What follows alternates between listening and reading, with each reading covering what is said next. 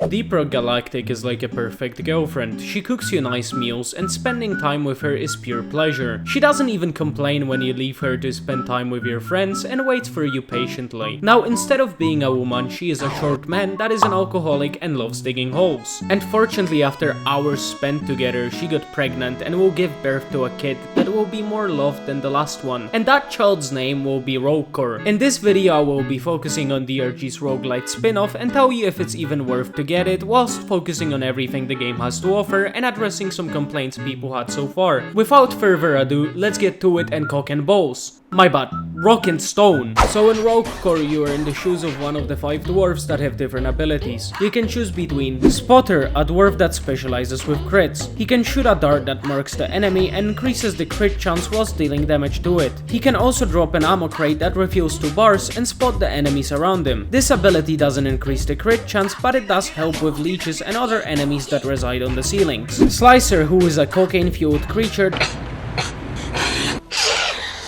that has a thing for his blade. He has an ability to, as the name suggests, slice, and he can also dash and deploy a shield that protects him from projectiles. There's also an ugly version of Tracer from Overwatch. Redcon can place a point to which you rewind to and get the armor, ammo and health back that were lost after placing it. She can also self-revive once in a match when everyone dies, and whilst getting damaged, she charges Rage, which upon activation multiplies your damage by 2. Guardian is a dwarf that is kinda, well, kinky. He has anal beads that can be thrown at the enemies to stun them. He also has an ability that lets him repel them by using vibrations of his own dildo. Guardian can also put a huge yellow pole down that produces a field that restores up to 50% of his and his teammates' armor. Last but not least is the crazy bird bitch. Falconer is a proud owner of a robobird that she can send to inflict damage and stun the enemies with electricity. She can also revive the teammates using that same exact bird. Her last ability lets her put some kind of a Tesla road in the ground and electrocute the enemies. So now that you know the classes, what's the gameplay of Roker like?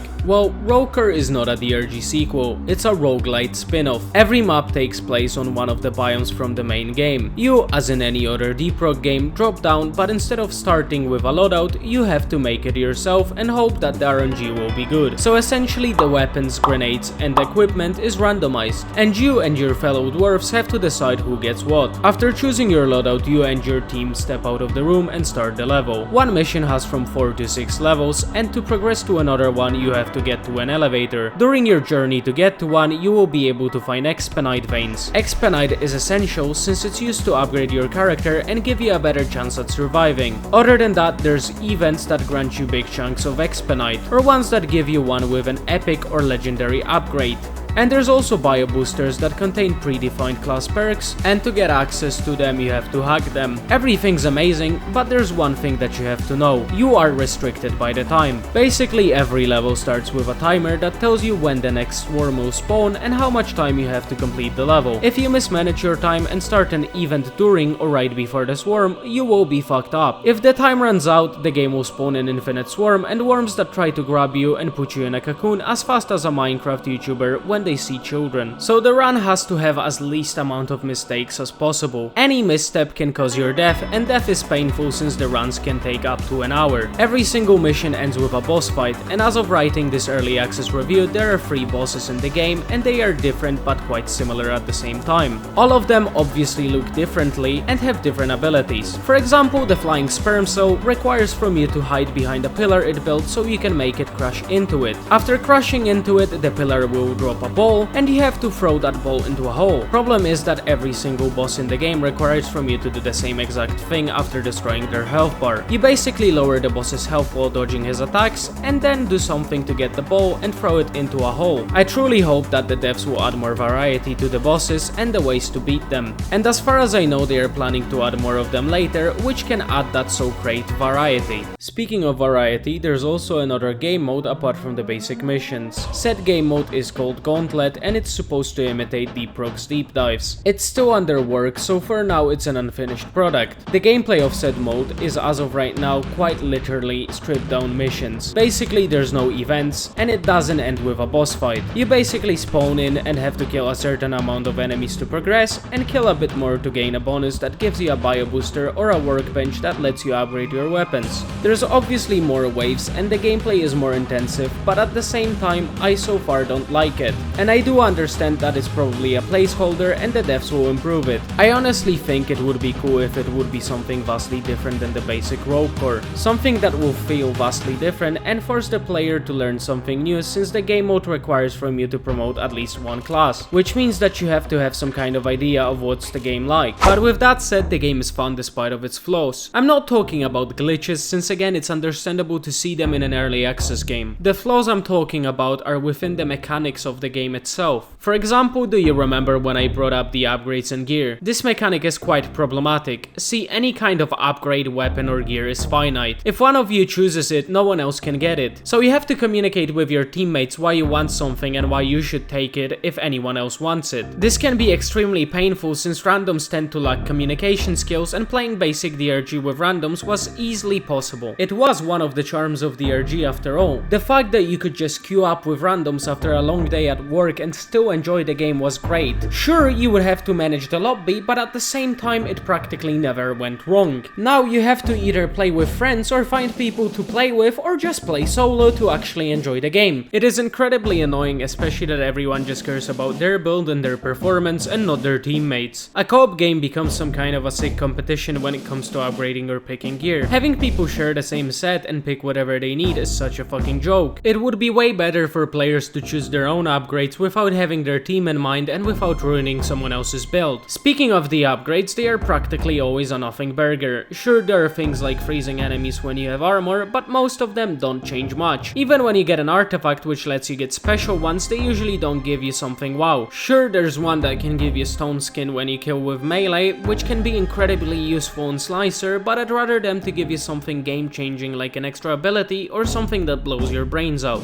The artifact mini boss fight would have to be adjusted for that and made harder for the payout to be worth it. After all, there has to be a risk involved when it comes to good rewards. I genuinely think that the upgrades themselves is one of the first things that the devs should currently focus on. They have to make it into a system that is great and innovative and interesting at the same time. Rogue Core's ability to stand out is dependent on that. After all, no one wants to play just another roguelite. People want something that is fresh and unique and has a different take on the genre. The other issue I have is the lack of goof in the game. In normal DRG you were able to ping mushrooms and gold chunks to make mission control mad. Rogue Core lacks that goofy element. Sure, you have the space rig which allows for that and is also amazing since it builds the world of DRG, but when you're in a mission there's nothing like that. I understand that the timer limits that, but on the other hand it could be adjusted. Like for example, you wouldn't have to ping it for a long time, it could be just few pings to not waste time for the run. This issue stems, as I said before, from the time limit. Now some people have a problem with it, me personally I don't. Here's the thing, I think the time limit should be adjusted to allow the players to fuck around more and allow the devs to add 1 or 2 more resources to the game apart from Expedite. On paper it is a cool mechanic since it makes every run more intense. You're not always able to get everything done during a level, and having to choose what's more important and what you can do is actually making the game more fun in my opinion. The more difficult the game, the more fun it is to actually overcome the difficulties you encounter, one of which being the time. It took me few runs to understand that I won't be able to complete everything during a level and that I still can get back on my feet after not completing 1 or 2 events. In my opinion the timer should stay, but should be more adjusted to the whole vibe of Deep Rock. Let the players have some fun during the missions, whether through pinging a mushrooms or just fucking around in other ways. And that brings me to the dumbest thing I've heard regarding this game, and I really wanted to move in this video. That thing being calling the game woke. Now, I'm not a political channel. In fact, I'm not really into politics myself, but calling the game woke over having female dwarves and them being ugly is fucking stupid. And to that I gotta say that the female dwarves were always fucking ugly in any kind of a fantasy setting. They're never pretty and they always look like shit. The female dwarves in all type of media, whether it's books or movies, always resemble the male ones. If you don't believe me, then take this Lord of the Rings scene and think about it. Who is this? Your brother?